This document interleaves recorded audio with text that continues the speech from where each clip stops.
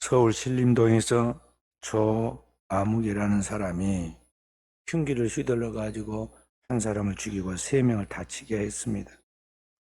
그것이 방송에 고스란히 방영되었는데 현장에 출동한 경찰이 그를 붙잡아서 왜 그랬느냐 물으니까 나는 불행하게 사는데 남들도 불행하게 만들고 싶었다고 그렇게 이야기를 했습니다.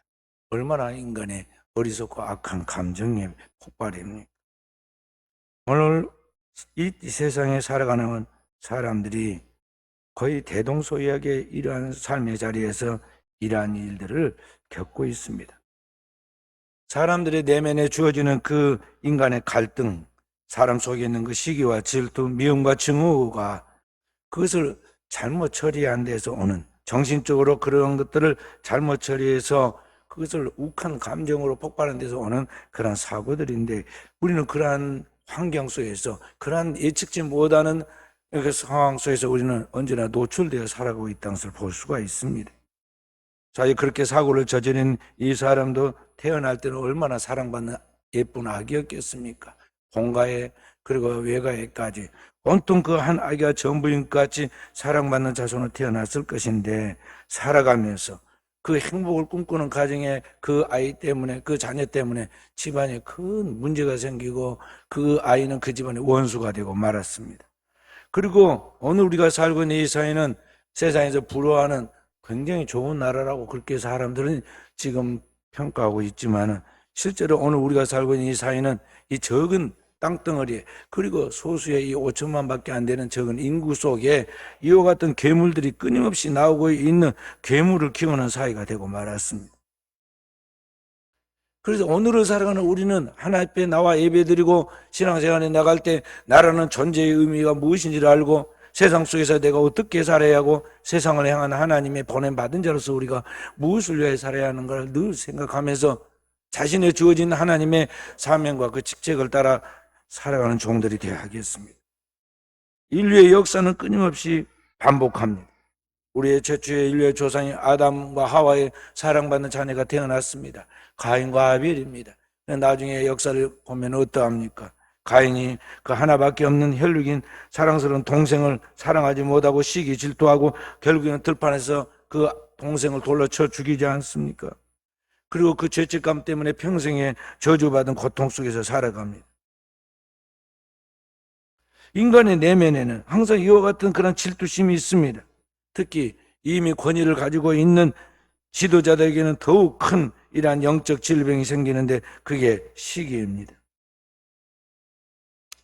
성경의 이야기 보면 이스라엘 나라의 건국의 초창기에 초대 왕이 된 사울 왕은 얼마나 순수하고 순진하고 겸손하고 멋지게 생긴 청년 사울 이야기가 나옵니까?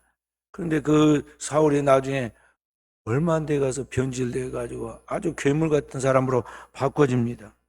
왕이 된 지 2년도 되지 않아서 이 다윗, 자기의 자녀 같은 다윗을 만나 가지고 그 다윗을 시기에 질투해서 평생을 그 뒤를 쫓아다니다가 자기 죽고 가정 망치고 나라까지 완전히 망하고 말지 않아요? 다른 거 아닙니다. 다윗이 사울을 죽이려는 거 아닙니다. 괜히 혼자서 그 마음속에 시기심이 일어나가지고 그러한 것입니다.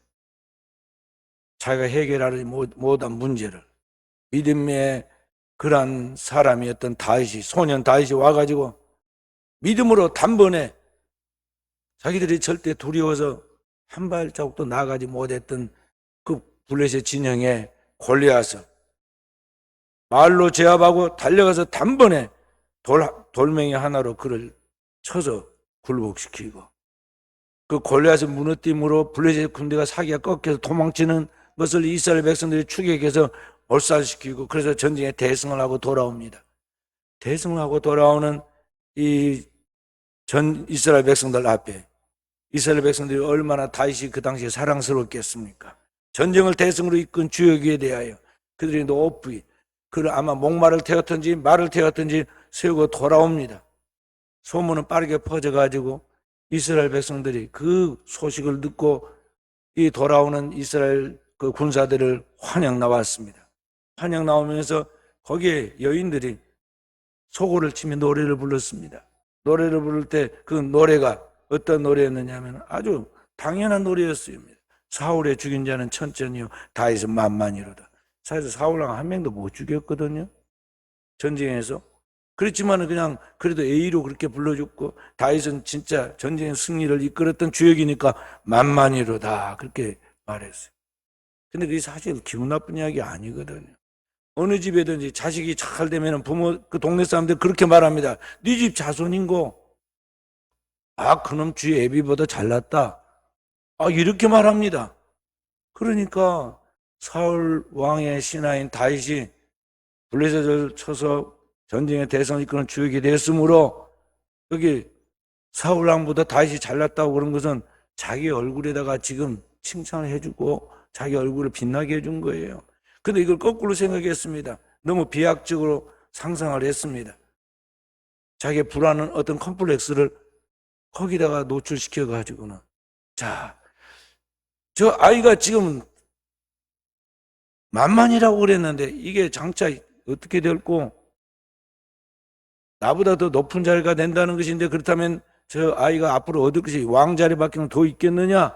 그러면 장차 나를 위협할 저 화근을 미리 제거해야 한다. 여기까지 나와가지고 다윗을 죽이려고 그때부터 추격하기 시작했는데, 죽을 때까지 거기에서 벗어나지 못하고 거기에 붙잡혀가지고 인생을 망치지 않았느냐 하는 것이죠. 그러니까 이 똑같은 것을 보고 똑같은 것을 생각해도 사람이 그 속에 어떤 마음에 잘못되어 있는 생각과 어떤 마음이 잘못되어 있는 것에 사로잡히면 이렇게 모든 것이 뒤틀리게 되어갖고 있는 거예요. 사울이 죽인 자는 천천히요 다윗은 만만이로다. 여인들이 소고를 치며 그 소리를 했을 때 백성들은 아무렇지 않았어요. 다 기쁘게 여기고 사랑스럽게 여기고, 이 소년 다윗을 말이죠, 그들이 아마 어깨에다 메고 자랑스럽게 돌아왔을 거예요. 그런데 혼자, 사울왕 혼자 지금 그런 시기심에 사로잡힙니다. 그의 눈이 갑자기 그린 아이로 변했습니다. 그린 아이란 말은 녹색 눈이란 말인데요, 셰익스피어 4대 비극 중에 하나인 오델로에 나오는 괴물의 눈이 그린색이기 때문에 영어로 질투라는 말은 그린 아이라고 그럽니다. 사울은 그 다윗의 시기 질투하여 평생을 그렇게 살다가 자기의 꿈을 펼치지 못하고 인생을 망쳤다는 거죠. 오늘날 현대인들도 그러합니다. 교회 다니는 그리스도인들도 그런 실수를 범할 수가 있습니다. 자기 안에 아직 성장하지 못한 미성숙함을 바라봐야 하는데, 자신 안에 있는 그 콤플렉스, 자신 안에 있는 자기 체면 때문에 누군가를 미워하고 질투하고 시기합니다. 그리고 그를 헤아려가도 자기 인생까지 망칩니다. 예수님을 모시고 그의 길을 예비하도록 보냄을 받은 세례 요한은 예수님보다 6개월 먼저 태어났고 뱃속에부터 구별을 받았습니다. 그렇지만 세례 요한은 예수 그리스도가 그를 찾아왔을 때 여기 마리아의 몸에서 막 잉태되어 가지고 세례 요한의 집에, 세례 요한은 6개월 되었습니다. 그 어머니 엘리자베스 뱃속에서 6개월 되었는데 예수 그리스도가 오신 걸 영으로 알아차리고, 이 아기가 엄마 뱃속에서 6개월짜리 아기가 막 발로 차면서 춤을 추고 뜁니다. 그래서 그 어머니 엘리자벳이 성령에 사로잡혀서 노래를 부르지 않아요. 내 주의 모친이 내게 나오니 내 어찌 기쁘지 아니한가, 그러면서 막 노래를 부르면서 그 아기를 대신해서 찬가를 외치는 걸 볼 수가 있어요. 그 세례요한이 태어나서 주님의 길을 예비합니다. 어그러져 있는 이스라엘 백성들의 마음에 회개의 세례를 베풀어서 하나님 앞에 오시는 우리의 구주 메시아를 기다리도록, 준비하도록, 사모하도록 그렇게 회개의 세례를 요단강에서 전파합니다. 그리고 진짜 예수 그리스도 그 앞에 올 때 보라 세상 죄를 지고는 하나님의 어린 양이로다, 예수 그리스도를 소개해 줍니다. 그리고 세례 요한이 이제 예수 그리스도가 드디어 하나님의 복음의 말씀을 외치기 시작하자 그는 물러섭니다. 그 자리를 물러섭니다. 자기의 목숨을 하나님 앞에 순교의 제물로 바치면서 뭐라고 말합니까? 그는 흥하여야 하겠고 나는 쇠하여야 하리라. 나는 그의 신발끈도 풀 사람이 되지 못한다. 그는 신랑이라면 나는 그 신랑을 보고 기뻐하며 그 신랑을 준비하는 들러리 친구에 불과하다. 그렇게 하면서 그 기쁨이, 친구의 기쁨이 충만하다고 말하면서 사라졌습니다. 이것이 오늘 하나님의 은혜를 알고 살아가는 그리스도인의 삶의 자세인데, 오늘날 우리는 어떠하냐는 것이죠. 오늘날 교회들이 작은 시기심 때문에, 알량한 자존심과 체면 때문에, 자기의 이기심 때문에 주님의 몸된 교회를 분열시키고 가정을 분열시키고 공동체를 힘들게 하고 있지 않느냐 하는 것입니다. 우리나라는 지금 역사의 유례 없이 세계의 마지막 남아있는 분단 국가가 되고 말았습니다. 불명예입니다. 나라가 쪼개진 것이 자랑입니까? 그런데 우리나라는 지금 세계 역사에 분단 국가로 세 나라가 남아 있었는데, 독일과 베트남과 우리나라에 있는데요, 다 통일됐는데 우리나라만 지금 통일이 못 됐습니다. 그리고도 우리나라는 지금 북한과 전쟁의 일촉즉발의 위기에 놓였습니다. 우리는 남과 북의 전쟁이 종식된 것이 아니라 전쟁 중에 잠깐 쉬고 있는 정전 중입니다. 북한은 핵미사일을 수십 개 만들어 놓고는 서울을, 그리고 남한 전체를 불바다로 만들겠다고 위협을 합니다. 돕는 미국은 가만두지 않겠다고 미국까지 날아가는 미사일을 만들어 놓고 위협을 합니다. 얼마나 다급하게 생각하면 미국의 핵 잠수함이 우리나라에 와서 지금 머물고 있겠습니까? 그리고 원래 그런 잠수함은 자기 위치를 노출시키는 법이 아니는 건데, 거기 잠수함이 여기 있다 그리고 우리나라의 부산에 정박해 놓은 것을 일부러 노출시켜서 보여줍니다. 함부로 하지 말라는 거지. 그 말과 동시에 북한의 핵미사일을 딱 북한에서 부산까지의 거리를 딱 계산해 가지고는 저 동해안으로 쏘아가지고 우리가 마음만 먹으면 언제든지 추격, 거기에 그 배를 이렇게 함락시킬 수 있다는 것을 지금 보여주고 있죠. 우리나라에는 옛날에부터 남북한이 한 나라이고 한 민족, 또 그리고 한 땅덩어리니까 통일되는 것을 소원으로 생각했습니다. 그래서 만나면 우리의 소원은 통일, 꿈에도 소원은 통일이라 노래를 불렀는데요, 요새는 그 노래 다 사라졌습니다. 의식구조를 조사를 해봤더니 젊은 세대의 거의 50%가 통일되기를 원치 않는다고 그랬어요. 그 심리가 뭐냐면요, 통일되면 저 북한에 가난한 사람들 우리가 먹여 살려야 하는데 우리 현재도 힘든데 더 힘들어진다는 것이죠. 그래서 차라리 투 코리아가 낫다. 두 개의 한국으로 그냥 서로 공존하기를 바란다. 그렇게 우리의 젊은이들은 꿈을 꾸고 있지만은, 그런 꿈은 꿈에 불과하고 실제로는 저 북한과의 한 번에 뭔가 전쟁을 하지 않으면 안 되는 지금 상황에 놓여 있습니다. 하나님의 기적적 간섭과 역사가 없이는 반드시 전쟁을 치르고야만 그러한 위기에 놓여 있다는 것이죠. 이런 것들이 다 뭐냐면 인간의 작은 이기심에서부터 나오는 현상들인 것입니다. 그래서 그리스도인으로서 오늘 우리가 세상에 빛이 되고 이 세상 속에 하나님 본을 받은 자로서 우리가 명심하고 알아야 할 것은 뭐냐면, 첫째는 우리가 적과 동지를 구분할 줄 알아야 한다는 것입니다. 오늘 우리가 알아야 할 것은 우리의 적이 이 땅에 있는 사람, 이 땅에 있는 혈육이 아니라는 것입니다.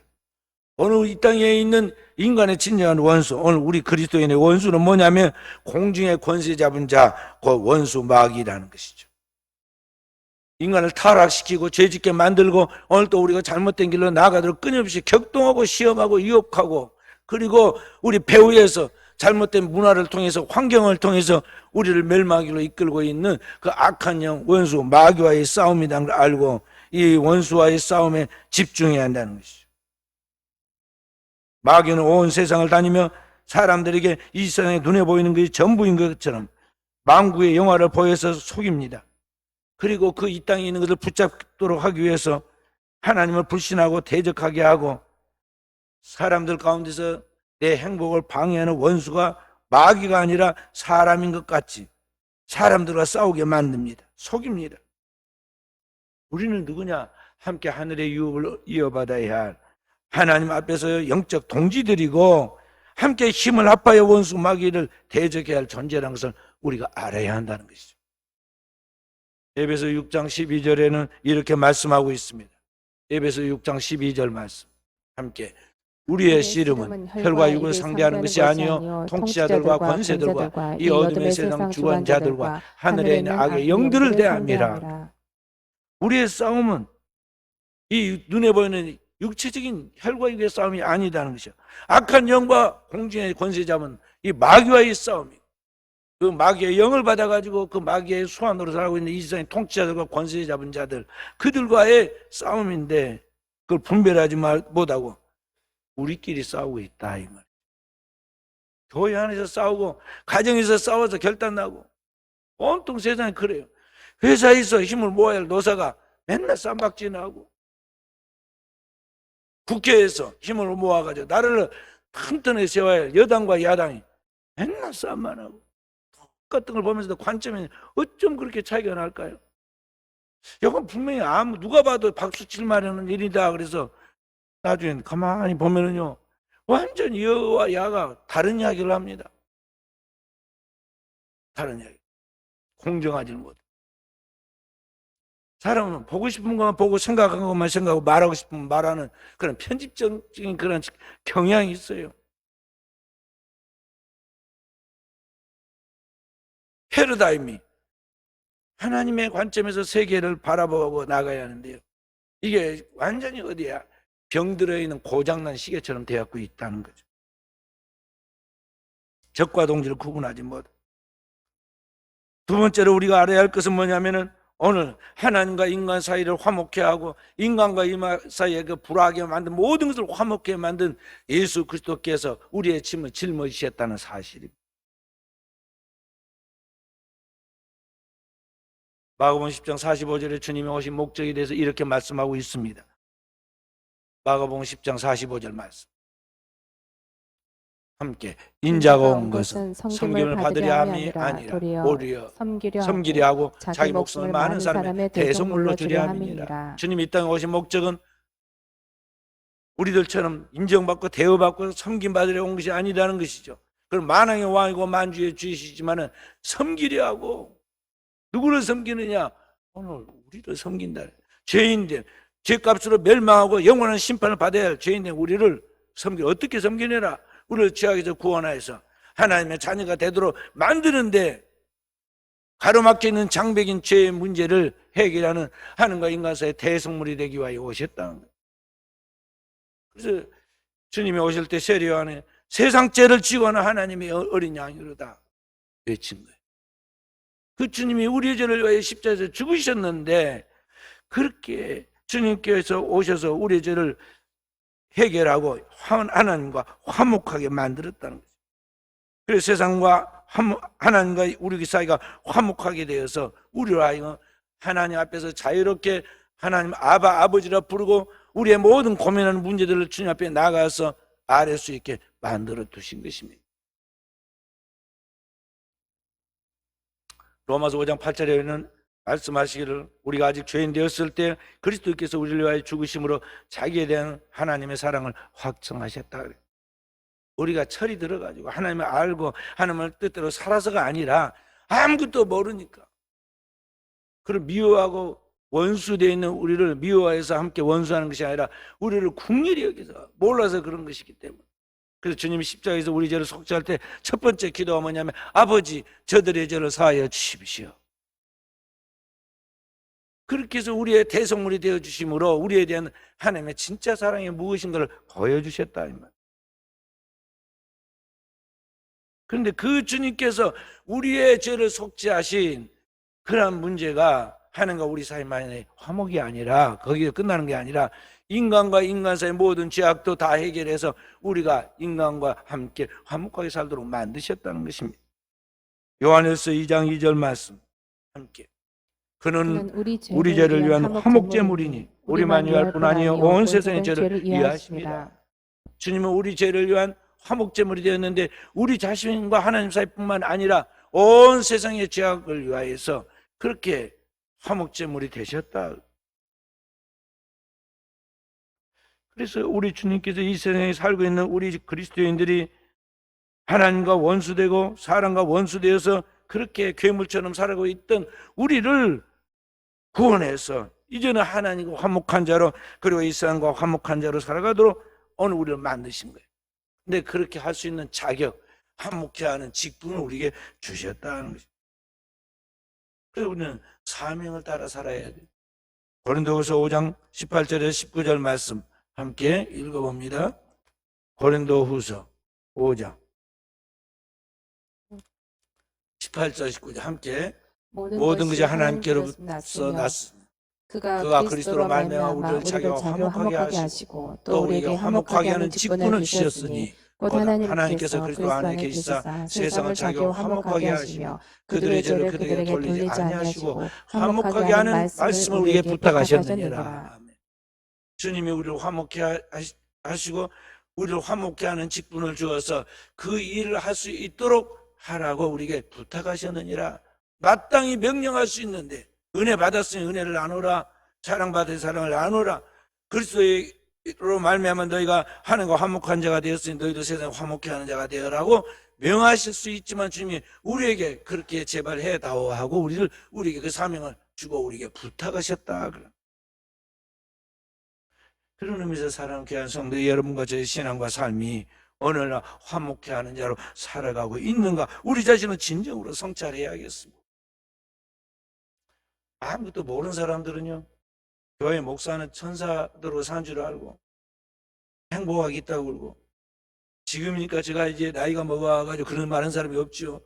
맨날 저를 만난 우리 동료들은 옛날 뭐라 하냐, 천사들로 사니까 늙지도 않는다고 그러더라고. 천사들로 사니까 행복하게 있다고 그러고. 그럽니까? 그러냐고. 아무리 훌륭한 사람도 가까이서 보면요 다 흠이 있기 마련이고, 멀리서 보면 좋아 보이는 것도 가까이 가보면 별로 안 좋아요. 먼 산이 멀리 여기서 볼 때는요 다 그림 같고 그 푸른 색깔이 우리를 시원하게 보이지만 가까이 가봐요, 여기다 온갖 별 험악한 게 다 있다고요. 이 땅의 삶이 그런 것입니다. 교회는 어떤 곳이냐, 다양한 사람들이 다양한 성격을 가지고 취향을 가지고 그 사람이 다 모여있는 것이 교회예요. 감옥에만 안 들어가 있지 감옥 밖에 있는 우리도 똑같이 다 죄인들이라니까요. 그러니까 끊임없는 문제가 생기게 되고 있어요. 광주에 가면 방직공장이, 전남 방직공장에 있었던 자리에 세워진 교회인 서림교회는 교회가 있는데 그 교회 담임 목사님이셨다가 돌아가셨어요. 지금 원로 목사님이고 총회장까지 하신 그런 장동진 목사님이라는 목사님이 계셨어요. 저희 동기들 모인 자리에 목사님이 오셔서 우리가 물었습니다. 목사님 어떻게 훌륭하게 목회를 잘하셨습니까? 이야기를 하니까 우리가 보기에, 목사님 보기에 우리가 철이 없이 어리게 보이는가 봐요. 그러면서 이야기하시기를, 목회하다 보면 별일을 다 만나는데 목사는 목만 안 잡히면 참아야 한다고 그러더라고요. 그래서 이게 뭔 말인고, 목만 안 잡히면 참아라고. 야, 목을 잡아고 숨을 못 쉬고 죽지 않으면 하여간 참아라 이 말이에요. 참아라. 그분이 내려준, 우리들에게 내준 명언이에요. 이게 그분도 그런 많은 시련과 그런 경험의 과정을 통해서 그 교회를 이끌어 갔다는 거죠. 또 우리 동기 목사님은 자신이 목회를 출발할 때 원로 목사님이 글을 내보내면서 그렇게 말하더라는 것입니다. 뭐라고 말하냐면, 절대 교회에서 다투지 말아라. 어린아이하고도 다투면 안 된다. 그렇게 이야기했다. 어린아이하고도 다투지 말아라. 그래서 오늘 우리는 이 세상에서 이것만은 못 참아, 이 사람하고는 도저히 안 돼, 그런 소리를 절대 하면 안 돼. 그리스도인 우리는 주님이 나를 용서해 주시고 받아준 것 같지, 오늘 내 살아가는 삶의 자리에서 받지 못할 사람이 없어야 한다는 걸 알아야 돼요. 다시 말해서 주님께서 오늘 이 땅에 있는 사람은 뭐라고 하냐면, 내 원수를 위하여 저주하지 말고 축복하고 내 원수까지도 사랑하라고 그랬어요.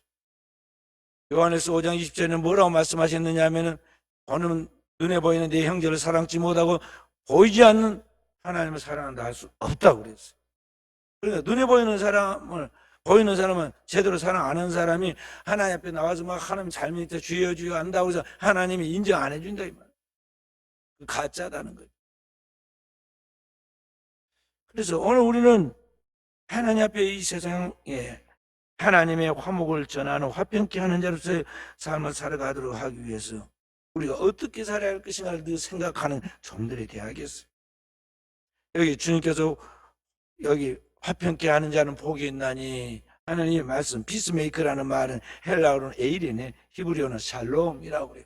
하나님의 나라의 평강의 상태가 그걸 샬롬이라고 하는데 그러한 상태로 말하는 것입니다.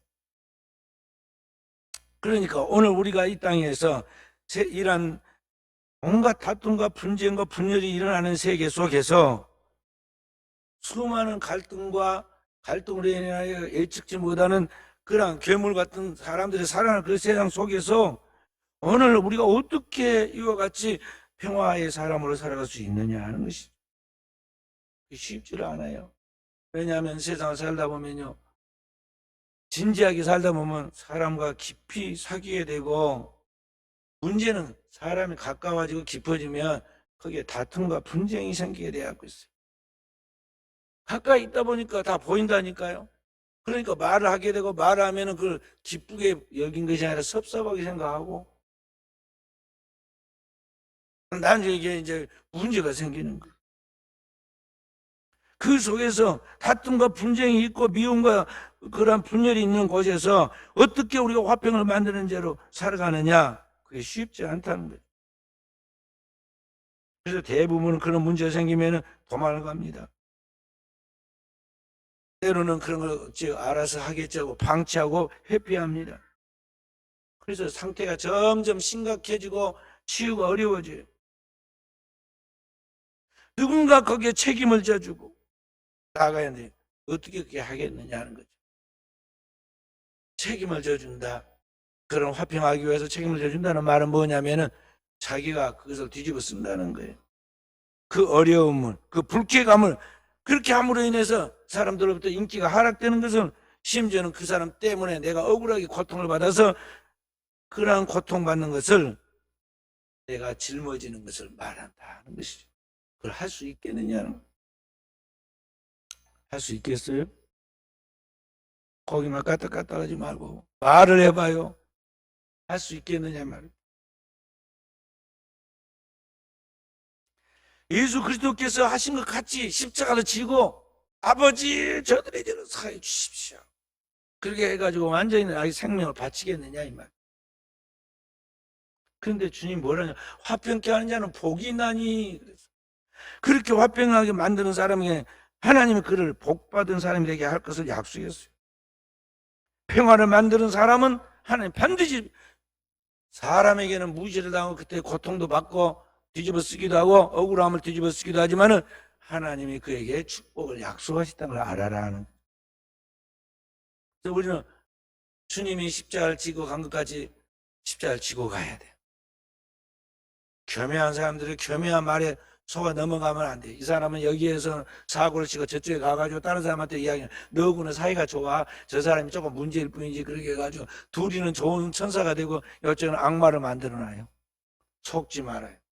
이 사람과 화목하지 못한 사람은 저 사람과도 화목하지 못해. 상황이 다를 뿐이야. 꿰매 빠지지 말라는 거. 자, 그래서 우리는 어떻게 주님처럼 그렇게 십자가를 지고 나갈 수 있는가, 우리는 깊이 생각해요. 세 가지로 우리가 화평을 만든 사람으로 살아가기 위해서 성숙해야 돼. 첫째는 자기와 화목한 사람이 되라. 먼저 자기 자신과 평화해야 돼요. 자신과 바른 관계에 성공하지 못한 사람은 진정한 성공이 아니다 하는 것이죠. 우리가 물을 보면은 물에 자기 얼굴이 비칩니다.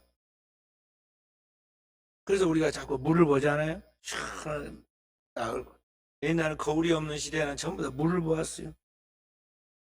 그래서 물에 빠져 죽은 나르시시즘 수선화 이야기로 나오잖아요. 근데 사람의 마음이 물에 비친 것 같이 자기 마음이 비치는 거예요. 그래서 우리는 다른 어떤 것을 보기보다는 자기 마음을 살펴야 돼. 정직하게 자기 심령을 살피라는 거죠. 솔로몬도 잠언 4장 23절에 뭐라고 말씀하셨습니까? 우리 지킬 만한 것보다 내 마음을 지키라. 생명의 근원이 이에서 남이라 그랬어요. 자기 마음을 성찰할 줄 알아야 돼요. 그렇게 해서 오늘 우리 자신의 마음을 들여다보면서 자기 자신을 다스릴 수 있는 사람이 되라 하는 것이죠. 알렉산더 클레멘트는 자신의 영혼 가운데 일어나는 끊임없는 전쟁을 진정시키는 사람이 복이 있다 그랬어요. 어거스틴은 말하기를 자기 마음의 동의를 가라앉히고 복종시키는 사람, 자기 육체의 욕망을 길들이는 사람은 복이 있다. 인간 안에는 이 이중적인 그러한 성격의 속성이 있어요. 선과 악의 그러한 두 개의 속성이 있어서 서로 끊임없이 대립하면서 내면의 전쟁을 일으키는데 바로 그러한 것을 다스릴 수 있는 사람은 복이 있다는 것이죠. 어떻게 오늘 우리 안에 있는 이 끊임없는 긴장과 계속되는 내적 갈등을 우리가 다스릴 수 있느냐? 많은 종교가 또 많은 어떤 수양 프로그램이 사람들을 극기 훈련을 시키고 또 종교적으로 훈련을 시켜서 수양을 쏟아서 그 사람으로 하여금 굉장한 수준의 성인 또는 도인을 만들 것 같이 그렇게 이야기를 합니다. 그러나 이 땅에 많은 종교들이 아무리 수십 년 동안 그렇게 참선을 하고 도를 닦고 수행을 해도 인간은 자기 내면을 다스릴 수 있는 것이 아니에요.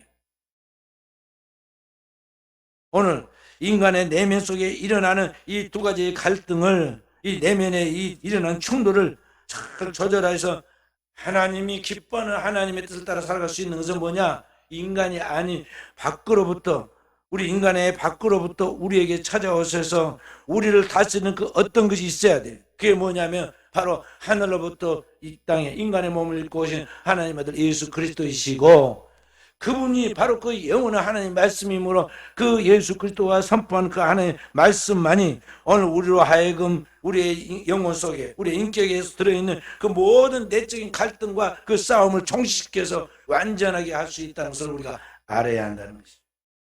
그래서 사도 바울은 갈라디아서 2장 20절에 이렇게 말씀했어요. 갈라디아서 2장 20절 말씀 함께, 내가 그리스도와 함께 십자가에 못 박혔나니 그런즉 이제는 내가 사는 것이 아니요 오직 내 안에 그리스도께서 사시는 것이라. 이제 내가 육체 가운데 사는 것은 나를 사랑하사 나를 위하여 자기 자신을 버리신 하나님의 아들을 믿는 믿음 안에서 사는 것이다. 아멘.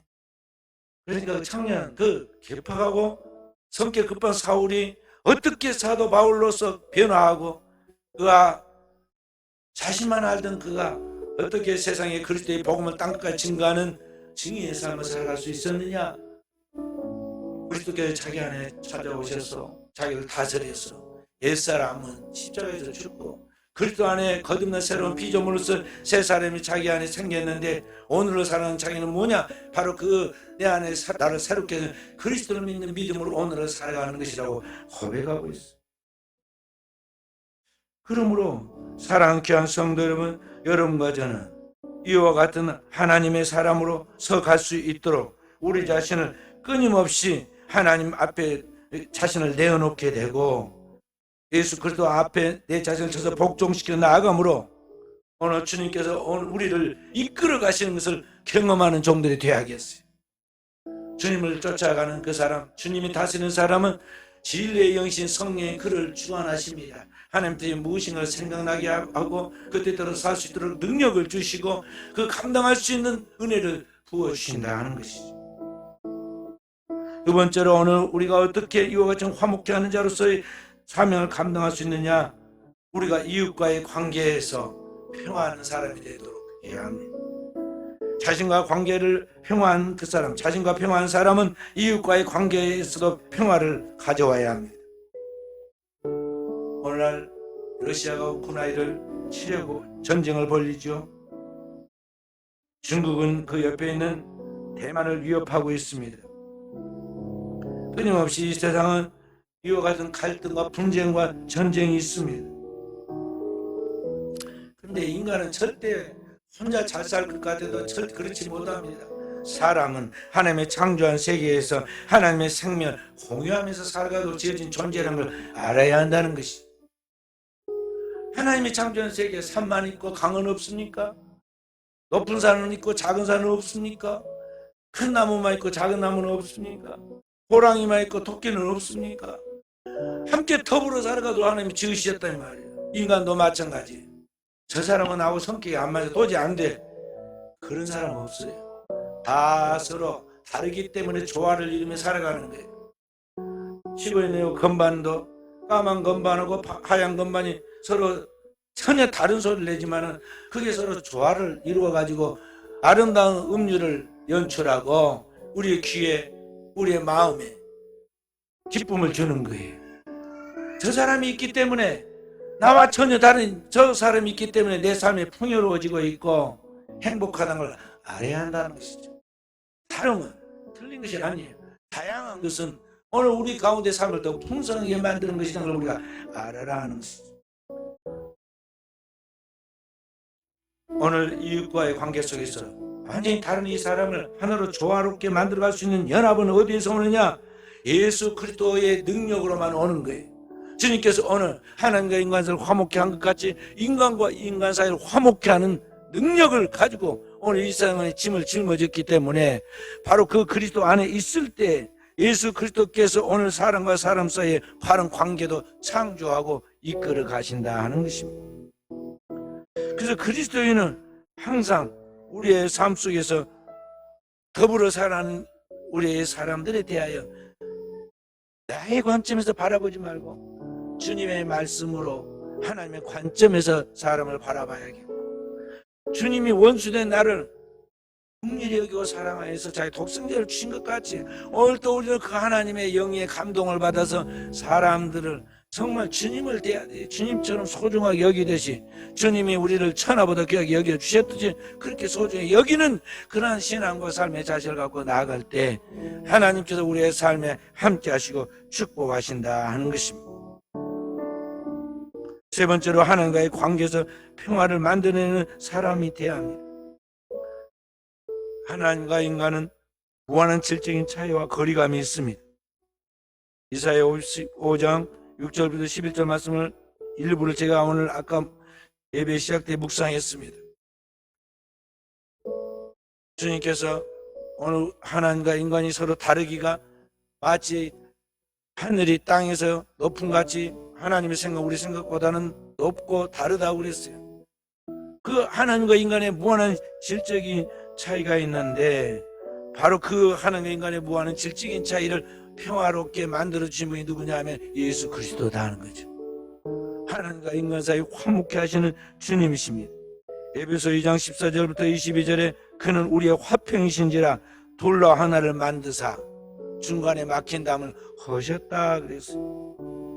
주님이 하나님 앞에서 우리의 화목자가 되어서 하나님과 우리 사이에 인간과 인간 사이에 모든 중간에 막힌 담을 허신 분이에요. 죄로 말미암아 하나님과 교통이 단절되어 있는 원수된 우리를 그리스도께서 자기가 십자가를 짊어짐으로 우리의 허물과 죄를 사하고 결국 하나님과 하나 되는 하나님 자녀가 되게 만든 것입니다. 그렇기 때문에 우리는 늘 하나님과 화목한 자로서 가로막혀 있는 장벽이 없도록 깨어서 주님 앞에 기도하고 성령의 감동을 받아 회개하고 그렇게 해서 하나님과 화목한 자로 서서 이웃과도 화목하고 자기 자신과도 화목하여 완전한 화목자로서 치유가 이루어진 다음 우리는 만나는 모든 사람들, 불안한 사람들, 고통하는 사람들, 절망 가운데 있는 영혼들에게 그들에게 하나님의 화목을 전해주는 평화를 전해주므로 이 땅을 하나님께로 인도하는 세상의 빛이 되는 깨어있는 종들이 되어야겠어요. 어떻게 우리가 그렇게 할 수 있느냐? 사람은 못하는 거예요. 인력으로는 사람이 결코 그렇게 할 수가 없어요.